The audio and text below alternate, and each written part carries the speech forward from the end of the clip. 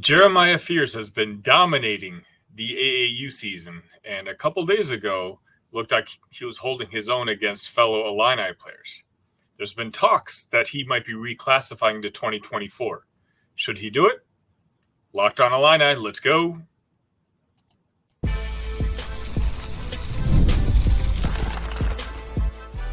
You are Locked On Illini, your daily podcast on the Illinois Fighting Illini.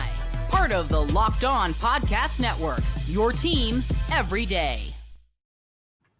Welcome back to Locked On Illini. Thanks for making us your first listen every day.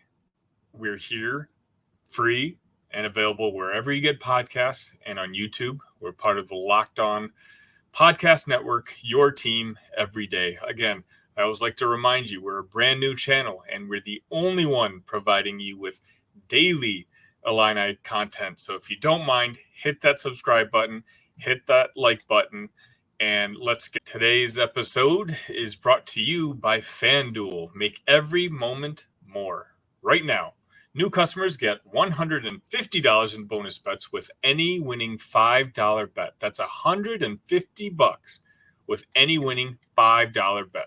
Visit FanDuel.com/lockedon to get started. All right. I mean, if you're an Illini fan, you know what video I'm talking about, especially if you spend any sort of time on social media, in particular X. Jeremiah Fierce, a composite top, I think, 30 player in the 2025 class. He's top 15 in ESPN, so it depends on which service you give more weight to, but close enough to be a 5-star. Well, there's a tape of him along with his brother, Jeremy Fierce, who's a point guard who also has a little history with Illinois, but currently with Michigan State, healing from an unfortunate accident off the court. And also current or new Illinois point guard, Kylan Boswell, and Ty Rodgers. And they were balling it up. They were in some gym of some sort. I didn't quite catch where they were. I don't know if they were in Champaign or where they were. But I'm not going to lie, Jeremiah looked really good. Jeremiah looks like his frame is filling out a little bit. And he looked like he was holding his own. Again, this was against other college basketball players. And so now all of a sudden, people are wondering. People were wondering before this, mind you. I mean, there was talk that the Fierce camp kind of wanted to set the feelers out to see if there was a possibility of Jeremiah coming into Champaign in 2024. Now, this has to be a thought to at least entertain. I mean, Illinois is going to have some open scholarships coming into next year. And so the idea of having a guy as talented as Jeremiah is under your umbrella, working out with Fletch and training with your team a year early, you would think would be a no-brainer. You would think. I don't know if I agree with that, though. The reason being is he's a very young player. He's 17 years old, and he's a point guard. He's a combo guard. I think he's 6'3", I believe. And guys like that, there's a drastic difference from playing high school players than playing against college basketball players. And in particular, a guy like Kylan Boswell is going to be pushing a guy like Jeremiah Fierce around. And again, I don't mean any disrespect to Fierce. I think Fierce right now could probably play some amount of minutes for the Illini next year. But I don't think that it would be the amount of minutes that he and his camp would be content with. And I say this because we kind of talked about this in yesterday's episode. Nowadays, there's players who are always kind of looking out for their own situation. And if they don't feel like they're being maximized in their use, in their skills, if they don't think that the coaches are putting them on the court as often as they need to be, well, then all of a sudden, that's when you start hearing the rumors. Transfer season, trying to put feelers out. Who else might be interested? what kind of monetary offers are out there. Now, I don't know anything about the Fears family, and I don't mean this disrespectfully. I'm clearly trying to say that this is just what the modern era of basketball is like. Brad Underwood is not in a position where he's ever trying to rebuild anymore. He's trying to reload every single year. You can see it with this offseason. He's bringing in transfers, but a few of them are higher classmen. With that being said, Jeremiah, while talented, I don't know is going to be playing even main rotation minutes on next year's team. And that's no disrespect to Jeremiah. But Illinois now is at the point where every year we're going to consistently field a good basketball team. And Jeremiah, if he, sits on the bench or he has a DNP here and there on next year's team, people are going to get in his ear. This happens all the time. He may not be, his basketball skills might be ready, but his physical, he might not be there yet. Which, again, it's okay. He's still a young man growing. And the Big Ten is probably the toughest league to adjust to when it comes to high school jumping into P4, P2 college athletics. You can't hide Jeremiah in the Big Ten. Other guards will use their physicality against him. So if he's not ready physically, and all of a sudden he plays 10 minutes one game, 3 the next, a DNP the next, you run the risk of a player that talented, him and his camp deciding that they want to go elsewhere the following year. And that, to me, would be a travesty because, in my opinion, and I'm going to be talking about this in a future episode, I really, really like the way this basketball team is going to look like 2 years from now, the 2025-2026 season. I think that team will have national champion aspirations. And a big part of that is Jeremiah Fears. I'm a huge fan of his. I was a huge fan of his brothers. I think that family is just a very talented group of basketball players.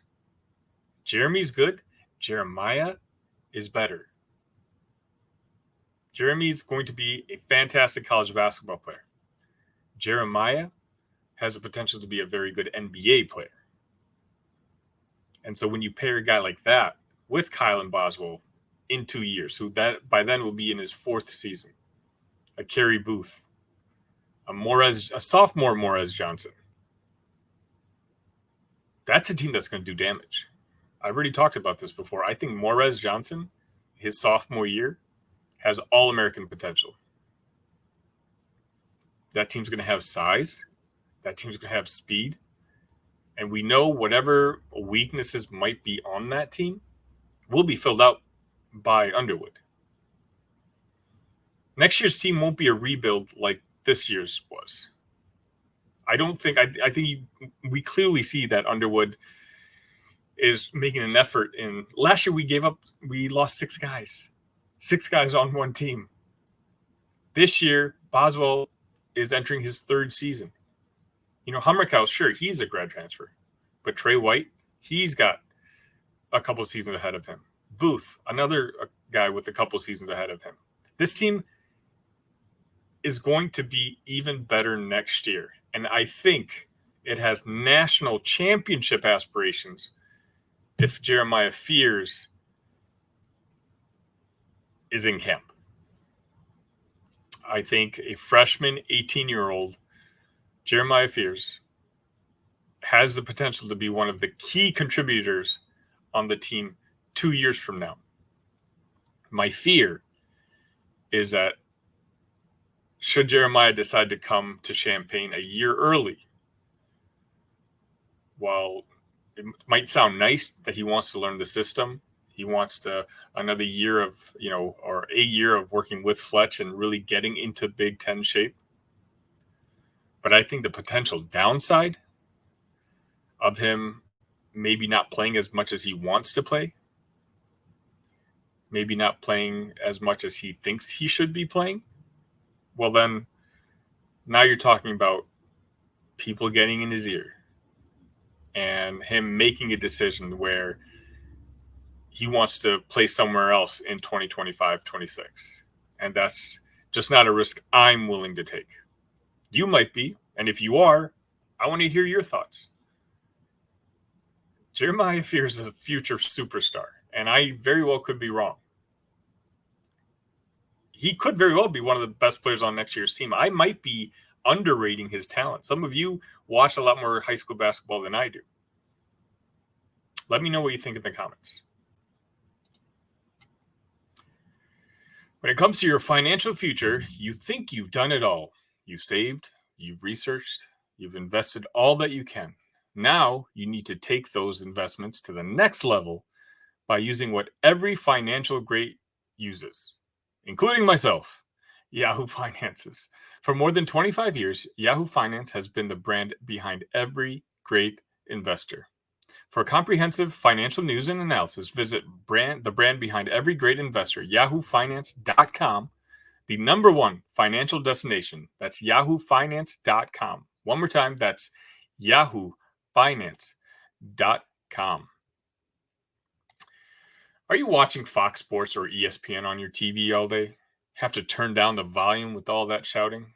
Make the switch to Locked On Sports today, a free 24/7 streaming channel programmed for you every day to bring the greatest stories without all the screaming. Locked On Sports today brings you can't-miss analysis, opinions, and news. Streaming 24/7 on YouTube or the free Amazon Fire TV channels app, part of the Locked On Podcast Network. Your team every day.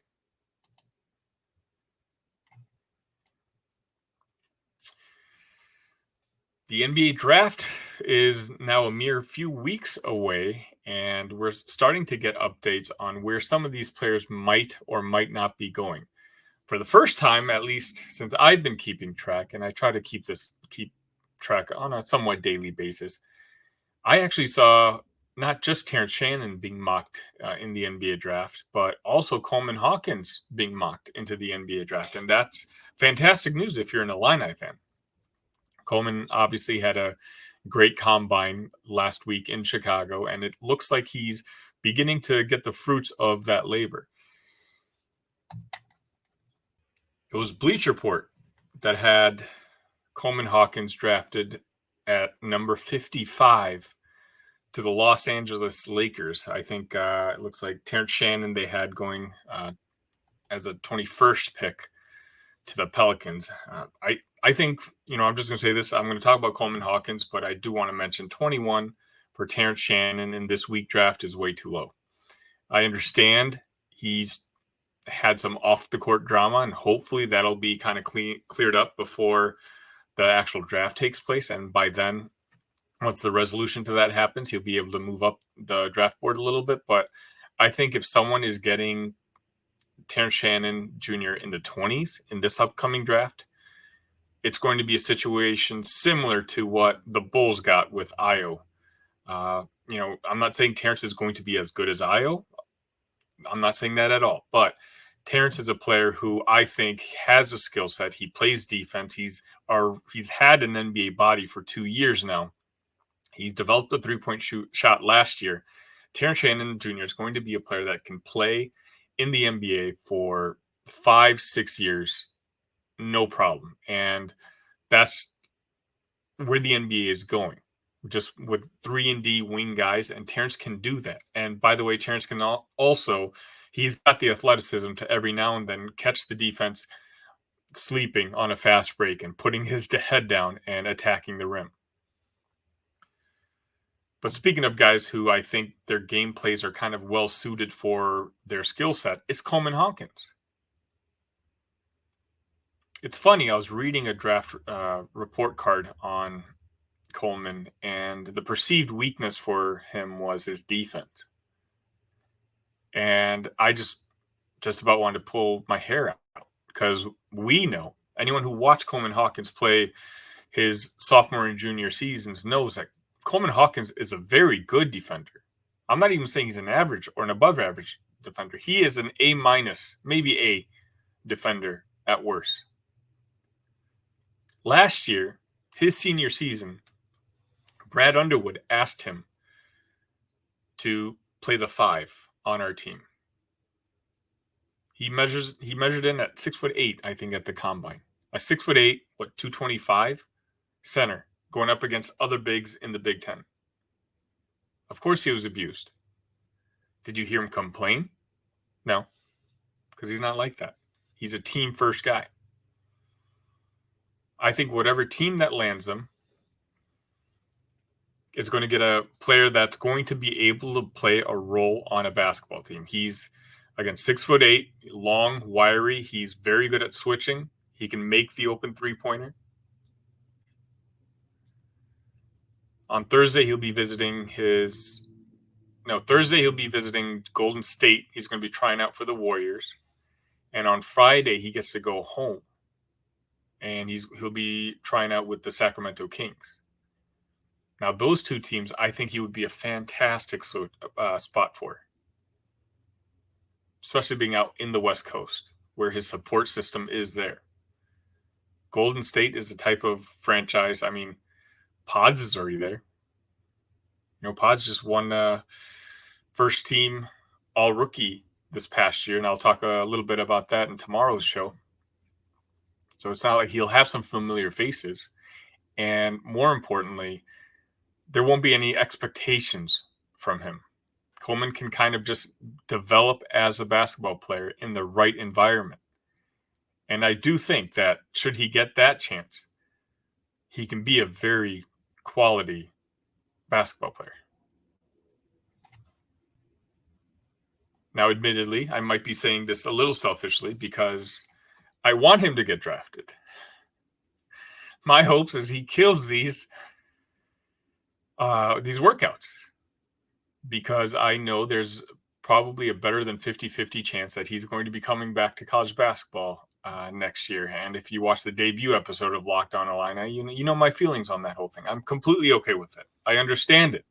Coleman Hawkins, go make some money. I'm sitting here talking about him being drafted, or at least being in mock drafts. But, that's for second round. We're talking about pick 55. Second round picks are not guaranteed contracts. Not in the NBA. So, you could be thinking about a two-way contract, which, again, I think pays $550,000, maybe $560,000 a year. He'll make double, triple, if not quadruple that if he decides to come back for his final COVID season in college basketball. Whether it's with North Carolina, Arkansas, whoever it might be. My hope is that he continues to impress, that, Golden State, late Thursday, goes up to him, gives him a promise. Or Sacramento sees enough from Coleman during their workout session that let him know, hey, we want you home. Stay in the draft. I think that'd be win-win for everybody. That'd be win-win for Coleman. That'd be win-win for Illini fans. But regardless, whatever he decides to do, Coleman Hawkins, he's Illini for life. It's winner-take-all time in the NBA and NHL, and FanDuel's giving you a shot to bring home a big win of your own.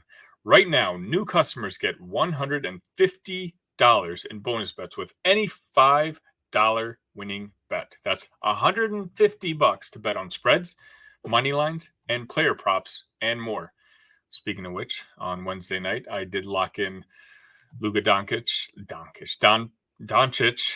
plus 200 for first basket for the Mavericks, and that cash for me. So thank you, FanDuel. Visit FanDuel.com/lockedon and make every playoff shot count. FanDuel, America's number one. Locked On has launched the first ever national sports 24/7 streaming channel on YouTube, and now it's available on Amazon Fire TV in the free Fire TV channels app. Locked On Sports Today is here for you 24/7, covering the top sports stories of the day with local experts of Locked On, plus our national shows covering every league. Find Locked On Sports Today, now available on Amazon free Fire channel app. The Illini men's baseball team suffered a loss early on Wednesday. And when I say early, I mean early. Why are they playing college baseball games at 10 Eastern in the morning? Or I think it was 10 Central. Sorry, 10 Central. Regardless, that's way too early. You should not be having games before noon at the very least. At least not a number one seed. University of Illinois won the Big Ten Conference. Why are they playing that early? Regardless, they lost a very tough battle against Penn State in the Big Ten opener. Unfortunately, their offense just did not show up. The final score was 8-4, and again, losing to number 8 Penn State. And they weren't even able to get any. There was no home runs for the first time in 21 games. A team that was, if you guys watched my show on Monday where we talked to Noah, who covers the Illini baseball team, this team was full of just good at-bats and hitting home runs and great defense. The defense was, for the most part, there. But Penn State took a 3-0 lead to get started, and eventually, they extended it to 5-1. Illinois came back a little bit, but ultimately, Penn State came out victorious 8-4. Now, this is a troubling streak for the Illini now. This marks 10 straight losses for Dan Hartlib and crew in the Big Ten tournament. That's an incredible stat because we've had good baseball teams here. Dan is a fantastic coach. He literally just won Manager of the Year in the Big Ten Conference. Again, something we'll talk about on tomorrow's episode. But I don't know. I don't know what it is about this tournament style that is a bugaboo that he just needs to get over. I don't know if it's like Underwood and that second weekend when it comes to the NCAA tournament, but we're going to have one more game to try to correct things. That'll be Thursday morning against Iowa, who lost to Michigan. This is a double loss. So yeah, double elimination tournament. So they lose again, they're out. And I want to be clear. The way baseball sets itself up, regardless of being the conference champion, the Big Ten conference champion, like Illinois is, they don't have a spot locked up. If they lose to Iowa on Thursday, they're going to be sweating on Sunday. Nothing's locked up for them right now. That's just the way it is. Dan has got to he's got to rebound. He's got to figure something out. Hopefully the bats wake up tomorrow. Hopefully this was early morning, kids weren't awake, but guess what? We're going to have to do this again tomorrow. So I'm wishing the Illini some success. We'll recap Game 2 on Thursday's episode. This one has come to a conclusion. Thank you all for watching.